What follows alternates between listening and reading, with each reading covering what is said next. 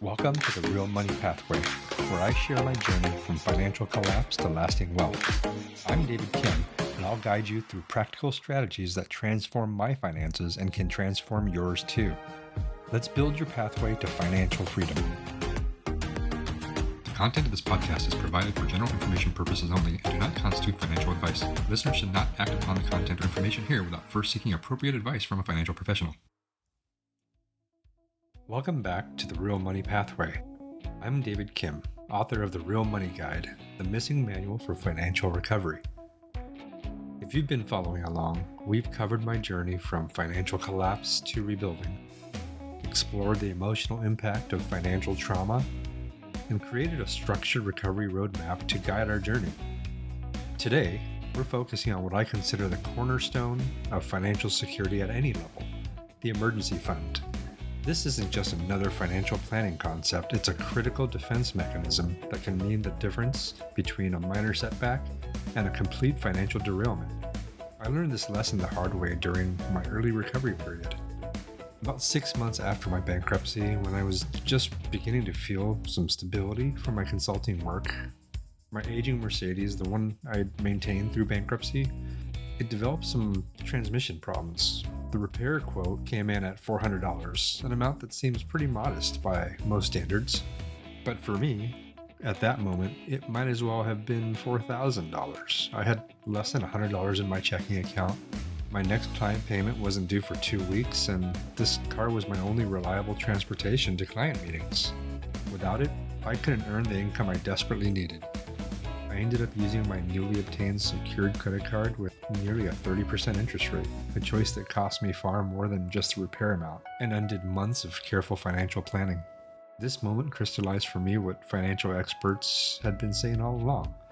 Without an emergency fund, even minor unexpected expenses can trigger a cascade of financial problems. What should have been a straightforward repair became a financial crisis that threatened my entire recovery. Today, I want to share not just why emergency funds matter, but practical strategies for building them at every stage of your financial journey. Because the truth is, emergency funds aren't just for emergencies, they're for peace of mind.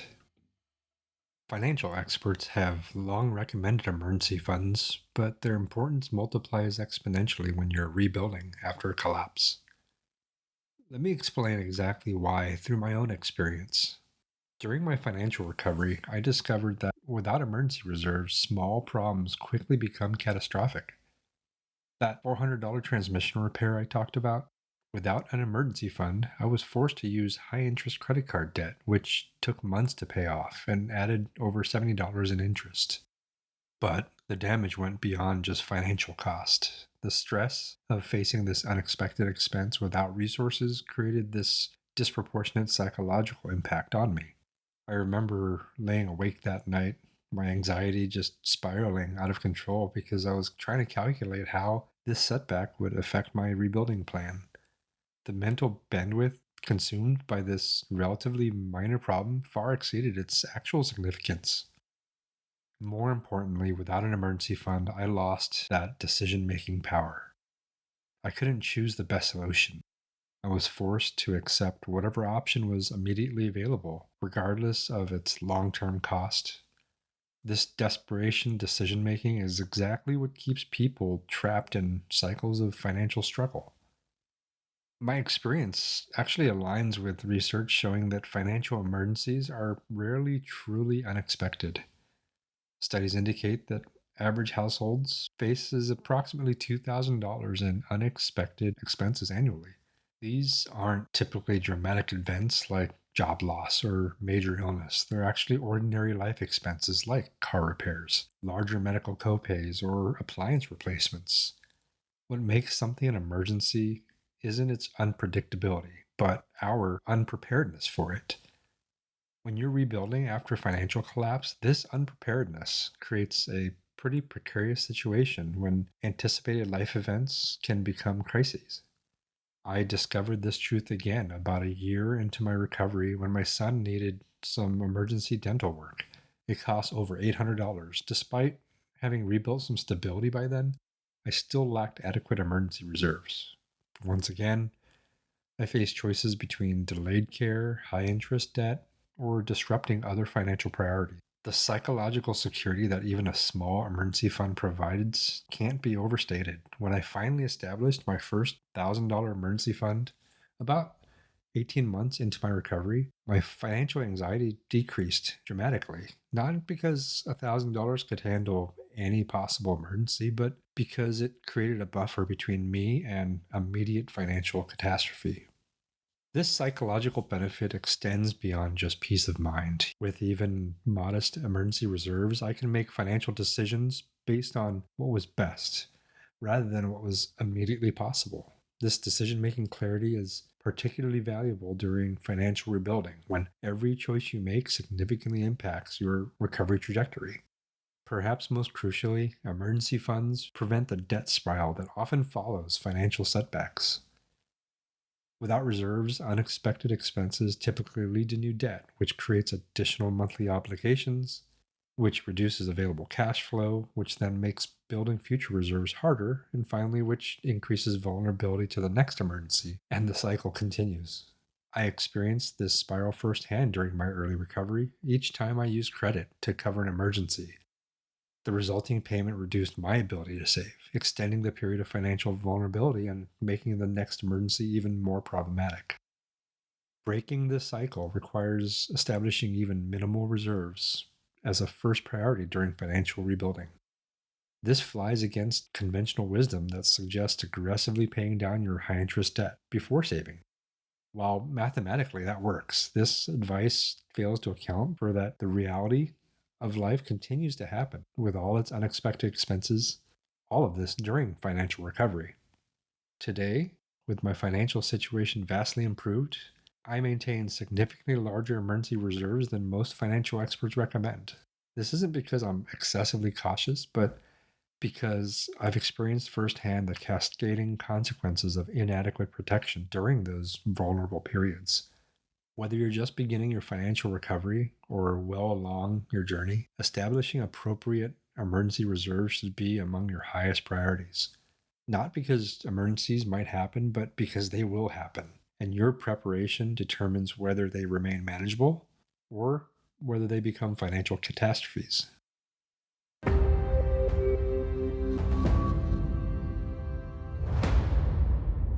For many recovering from financial setbacks, building even a modest emergency fund seems impossible. When every dollar is already allocated to essential expenses, finding money for savings can feel like trying to squeeze water from a stone. I faced this exact challenge during my early recovery, and the strategies I developed then have helped many others begin their emergency fund journey.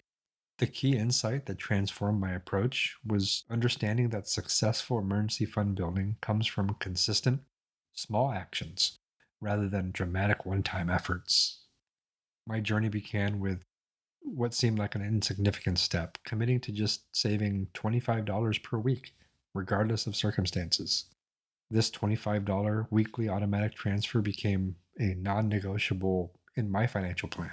Even during weeks when client payments were delayed or unexpected expenses arose, I maintained this modest savings habit.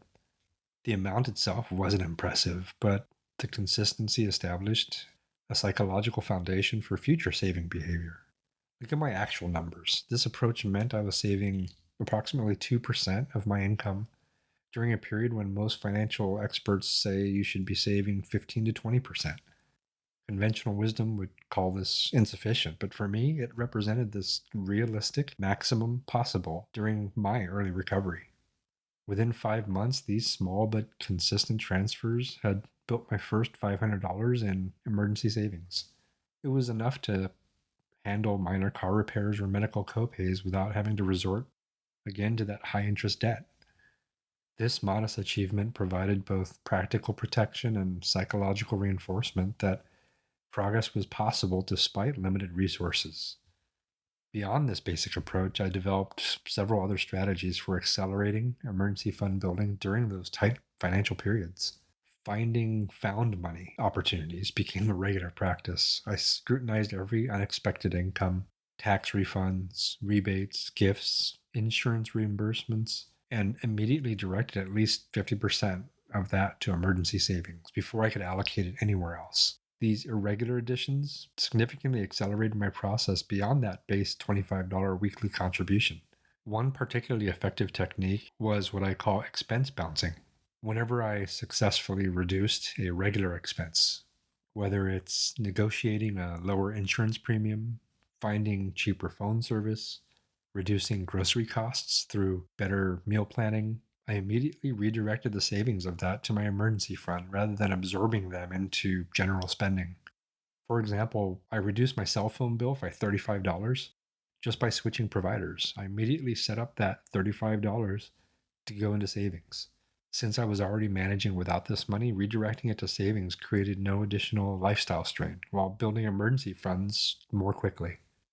I also leveraged micro savings opportunities throughout daily life, rounding up purchases, transferring the difference to savings, having a change jar for monthly deposits, and sometimes implementing a no spend day every week where I avoided all discretionary expenses and transferred that amount into that savings. Individually, these actions generated, modest amounts, dollars, cents, but collectively they did accelerate my progress significantly. For those with variable income like I had during consulting, percentage-based savings proved a little more effective than fixed dollar approaches. During months with higher income, I increased my savings rate to 5 or even 10%, while maintaining at least that base $25 weekly during leaner periods. This adjustable approach maintained a savings momentum while accommodating income fluctuation. Perhaps most importantly, I learned to celebrate progress rather than focusing exclusively on the destination. Each $100 increment towards my first $1,000 represented meaningful improvement in my financial resilience. Acknowledging these milestones, even in small ways, like noting them in my journal or taking a moment for conscious gratitude, helped maintain motivation through the gradual building process. I reached my first $1,000 emergency fund goal. This achievement didn't solve all my financial challenges, but it did create a foundation of security that had been absent since bankruptcy. Having this modest reserve meant I could handle some common emergencies without derailing my overall broader financial recovery.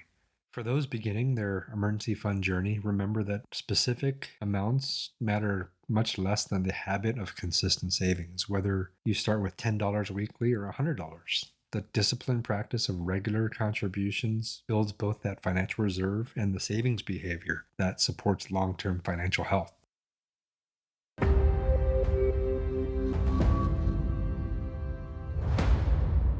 As my financial situation improved, I discovered that effective emergency protection requires more than just a single savings account. Different types of emergencies require different levels of accessibility, and a well designed emergency fund system accounts for these varying needs. This realization led me to create a multi tiered emergency fund approach. It's a system that balances accessibility, growth potential, and comprehensive protection. Of course, this wasn't a strategy I implemented immediately during early recovery, but one that evolved as my financial situation stabilized and grew. The first tier of this system consists of highly accessible cash reserves, typically $1,000 to $2,000, maintained in a regular savings account directly linked to my primary checking account. This tier handles small emergencies requiring immediate access, same-day access. When my son needed that emergency dental work requiring a $400 upfront payment before insurance reimbursement, this tier provided immediate funds without delay or complication. Having this money instantly available prevented both financial stress and treatment post-moment. The second tier comprises 3 months of essential expenses held in a high-yield savings account. While still highly liquid, this account typically requires a day or so for transfers, creating a small barrier that helps preserve these funds for their actual intended purpose while earning better returns than a regular savings account. This tier addresses larger emergencies or brief income interruptions. When a major consulting client unexpectedly terminated my contract, this reserve covered essential expenses while I secured a new project, preventing financial disruption during that transition period. The third tier consists of an additional 3 months of expenses, held in slightly less liquid vehicles like money market funds, short-term CDs. These options typically offer better returns than savings accounts while maintaining reasonable accessibility for prolonged emergencies. This tier provides protection against extended income disruption or multiple simultaneous emergencies. During my transition from independent consulting to Honeywell, having these reserves allowed me to focus on finding the right opportunity than accepting the first available position out of financial necessity. And for even more comprehensive protection, some individuals add a fourth tier consisting of a low interest line of credit or specially designated investment funds that can be liquidated as needed. While these aren't traditional emergency funds, they provide additional layers of protection for extraordinary circumstances. Implementing this multi-tiered approach requires thoughtful decision about where to keep each component of your emergency protection. When determining how much emergency protection is appropriate for your situation, several factors deserve some consideration. Income stability significantly impacts appropriate emergency fund levels. Those with variable income, like I had during my independent consulting period, typically need larger reserves than those with predictable salaries. Similarly, single income households generally require substantial protection than dual income families, where one income might continue during emergencies. Essential expense levels determine required protection amount. Someone with modest fixed expenses might achieve adequate protection with a smaller reserve than those with higher cost structures. Calculating that bare minimum monthly needs, covering only essential housing, food, transportation, healthcare, and debt payments, provides the foundation for appropriate fund sizing. Insurance deductibles and potential gaps affect emergency fund requirements as well. High deductible health plans, homeowners' policy deductibles, and other potential out of pocket insurance costs should factor into your emergency protection planning as well. Your reserves should be sufficient to cover those potential expenses without creating financial hardship. Career, field, and marketability influence appropriate protection levels. Those in volatile industries or highly specialized fields might require a larger emergency fund to accommodate potentially longer periods between positions. Understanding your likely job transition timeframe helps determine those appropriate reserve levels.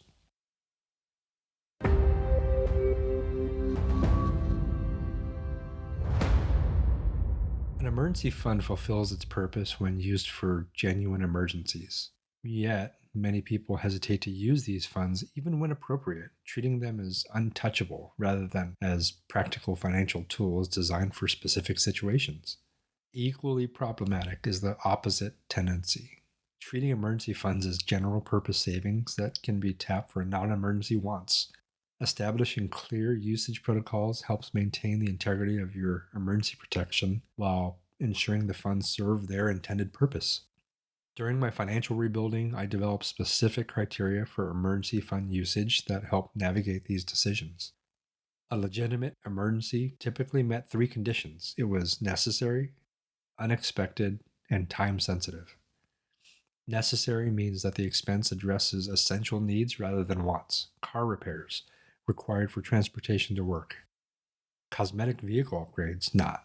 Medical care for illness or injury meets the standard, while elective procedures don't. Unexpected distinguishes between emergencies and irregular but anticipatable expenses. Annual insurance premiums, seasonal utility fluctuations, routine vehicle maintenance, those aren't emergencies. They're predictable expenses that require separate planning and saving. Time sensitive refers to situations requiring immediate attention rather than those allowing for alternate arrangements or delayed action.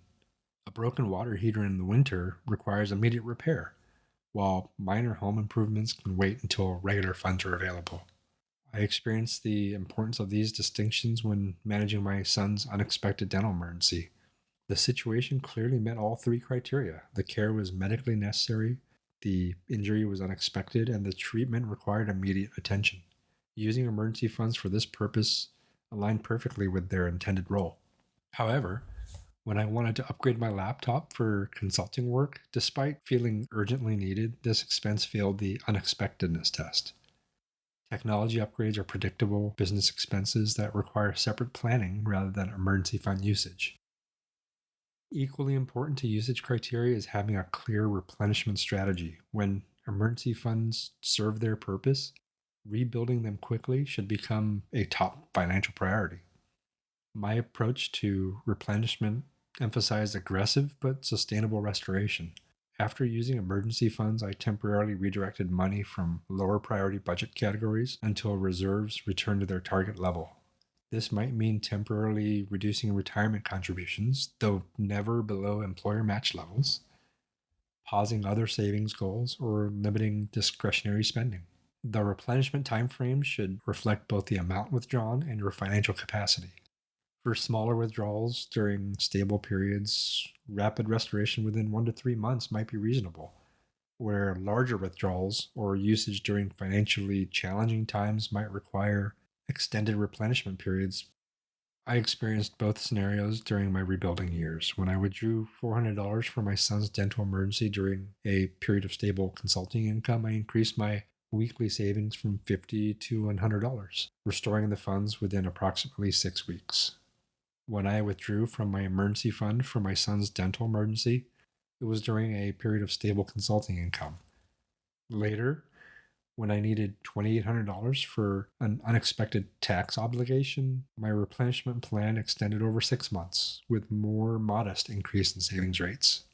Creating automatic replenishment mechanisms helps ensure follow through on restoration plans. After emergency fund usage, immediately adjusting your automatic transfers or creating a dedicated replenishment timeline and transfer maintains focus on rebuilding this crucial protection. Perhaps most importantly, using emergency funds for legitimate purposes should involve neither guilt nor rationalization. These funds exist precisely to handle unexpected necessary expenses. Using them appropriately represents financial system success rather than failure. The discipline around emergency fund usage and replenishment reflects broader financial maturity, maintaining clear boundaries between true emergencies and other expenses, while prioritizing protection restoration creates sustainable financial resilience that supports long-term stability.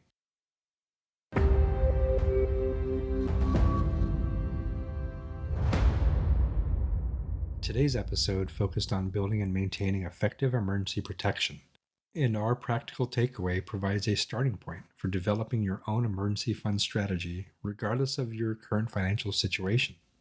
I'd like to introduce my Emergency Fund Builder tool. It's available for free on both realmoneypathway.com and therealmoneyguide.com. This interactive resource helps you determine appropriate emergency fund targets, develop a building strategy tailored to your own circumstances, and then track progress towards your protection goals. The tool begins with a simplified emergency fund calculator that helps determine appropriate target amounts based on your specific situation. Rather than applying a one-size-fits-all recommendation using percentages, it considers factors like income stability and essential monthly expenses, insurance deductibles, as well as family circumstances, all that feed into the personalized protection levels. For those beginning their emergency fund journey, the Starter Plan section provides practical strategies for building your first $1,000 protection. This includes that $25 weekly approach that launched my own emergency fund, along with additional methods for accelerating progress through found money, expense reduction, and micro savings. Perhaps most valuable for those who have experienced financial setbacks is the rebuilding section. As you begin using this tool, I recommend focusing on 2 specific actions this week. First, determine your appropriate emergency fund target based on your current circumstances rather than generic recommendations. Calculate your essential monthly expenses, consider your income stability, and identify specific emergency risks that might affect your situation. This personalized approach creates more meaningful protection than simply aiming for 3 to 6 months of expenses without context. Second, establish your emergency fund building plan with whatever amount you can consistently contribute, whether it's $10 weekly or $500 monthly during stable periods. The consistency is what matters more than the amount. So start your emergency fund building this week, even if the initial contribution seems modest. The emergency funds represent investment in both financial security and peace of mind. The protection they provide extends well beyond handling specific emergencies to creating confidence and stability that supports all of your other financial goals.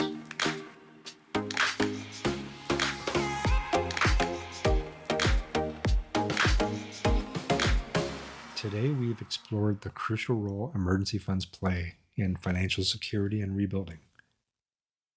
From building your first $1,000 during early recovery to developing comprehensive multi-tiered protection as your situation improves. We've examined practical building strategies, usage guidelines, replenishment approaches, and how these systems evolve throughout your financial journey. But if there's one message I hope you take from this episode, it's that emergency protection, it isn't optional. It's fundamental to financial stability at every level, whether you're rebuilding after setbacks or managing substantial assets. Appropriate emergency funds provide the foundation that support all other financial goals. In our next episode, Cash Flow Management During Crisis, we'll explore another critical element of financial stability. I'll share the exact moment when I realized I couldn't pay all my bills. Sitting at the dining room table, bills spread out, calculator in hand, discovering that the amount due was actually $750 more than the money that I had. We'll dig into practical approaches for managing genuine financial distress, including understanding your true cash flow needs, income stabilization strategies during uncertainty, and building effective cash flow management systems. As you move through the coming week, I encourage you to take concrete steps towards building or strengthening your emergency protection. Whether you're starting with just $25 or optimizing a substantial emergency system, each action creates greater financial resilience. I'd love to hear about your emergency fund successes and challenges. If you're comfortable sharing, please visit realmoneypathway.com and let me know your experiences building or using emergency funds. Your insights might help others navigate similar situations while shaping future episodes and resources. Thank you for joining me as we continue building the foundation for lasting security. Even small protection is infinitely better than none. So until next time, I'm David Kim. Remember, it's not just about money. It's about building your real money pathway to freedom.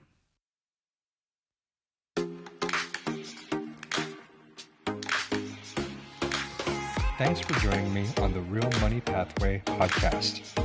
I'm David Kim, reminding you that financial success isn't about perfection, it's about progress. So subscribe now for more strategies, and remember, your journey to lasting wealth starts with the very next decision you make.